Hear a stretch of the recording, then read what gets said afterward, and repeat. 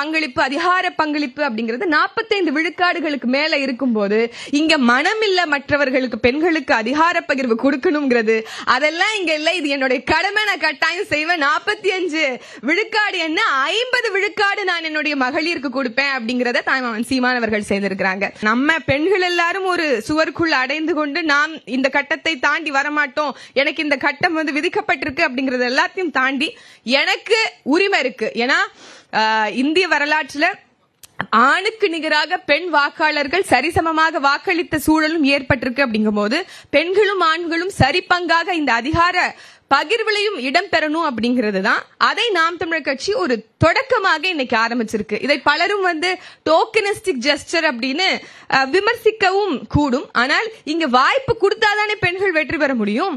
நீங்க வெற்றி பெறக்கூடிய கட்சிகள் வாய்ப்புகளை கொடுக்கல, நாங்க கொடுக்கிறோம், எங்களை மக்கள் வெற்றி பெற வைப்பாங்க அப்படின்னு நினைச்சு கொடுக்கிறோம். அப்படிங்கிறது தான் நாங்க நம்பி நிக்கக்கூடிய ஒரு கொள்கையாக இருக்கு. ஃபர்ஹானா, இந்த இடத்துல ஒரு கேள்வி இருக்கு. இப்போ நீங்க பெண்களுக்கான வாய்ப்பு கொடுத்து வெற்றி பெற வைக்கணும் அப்படின்ற முயற்சின்னு சொல்றீங்க.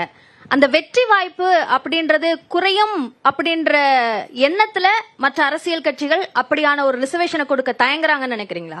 அப்ப பெண்களை நீங்கள் எப்படி நினைக்கிறீங்க அப்படின்னு தான் கேட்க தோணுது.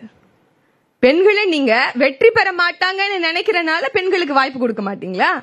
இன்னைக்கு எல்லா இடத்திலும் ஒரு பெண் ஒரு வீட்டை வழிநடத்தக்கூடியவளாக இருக்கிறா, 3 தலைமுறையை சந்திக்க கூடியவளாக இருக்கிறா.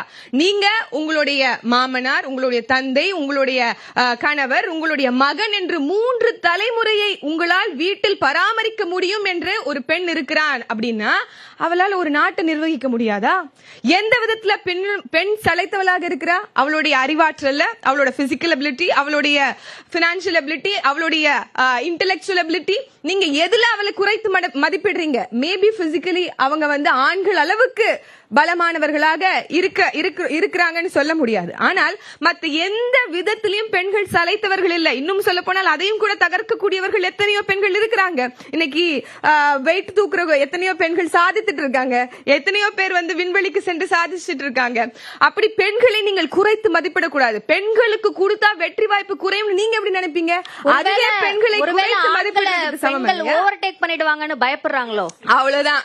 இது இயற்கையிலேயே, ஆமா, இது இயற்கையிலேயே தாய் வழி சமூகம் அப்படித்தான் மதிக்கப்பட்டிருக்க வேண்டும். ஆனால் இன்னைக்கு ஒரு மேல் டாமினன்ட் சொசைட்டியாக, ஒரு பேட்ரியார்க்கல் சமூகமாக மாறிப்போன ஒரு கெடுவாய்ப்பு தான் இன்னைக்கு இன்னும் அந்த ஆணாதிக்க மனநிலை அதிகமாக மாறல. பெண்ணியம் பேசி வந்த பூமிதான், ஆனால் இன்னைக்கும் பெண் விடுதலை பேச வேண்டிய தேவையில் தான் இருக்கிறோம் அப்படிங்கறது மீண்டும் ஒரு முறை நினைவுபடுத்துறேன். அதை எல்லாவற்றையும் தகர்த்து நாம் தமிழர் கட்சி, நான் ஏற்கனவே குறிப்பிட்டது போல அரசியல் தேர்தல் அதிகார பகிர்வுகள்ல வாய்ப்பு கொடுப்பது மட்டுமல்லாம நிர்வாக பொறுப்புகள்ல நீங்க எல்லா கட்சிகளும் எடுத்துக்கோங்க, எல்லா கட்சியிலும் மகளிர் அணின்னு தனியா இருக்கும். அது காங்கிரஸோ, அது திமுகவோ, அது அதிமுகவோ, மகளிர் அணின்னு தனியா இருக்கும். ஆனால் நாம் தமிழர் கட்சியில சுற்றுச்சூழல் பாசறை எடுத்தீங்கன்னா பெண் செயலாளர் இருப்பாங்க, தகவல் தொழில்நுட்ப பாசறை எடுத்துக்கிட்டீங்கன்னா பெண் தலைவர் இருப்பாங்க, மருத்துவ பாசறை, வழக்கறிஞர் பாசறை, இளைஞர் பாசறையில நான் இருக்கேன். இப்படி எல்லா இடங்களிலும் பெண்களுக்கான சம வாய்ப்பை நிர்வாக பொறுப்புகளையும் கொடுத்திருக்கக்கூடிய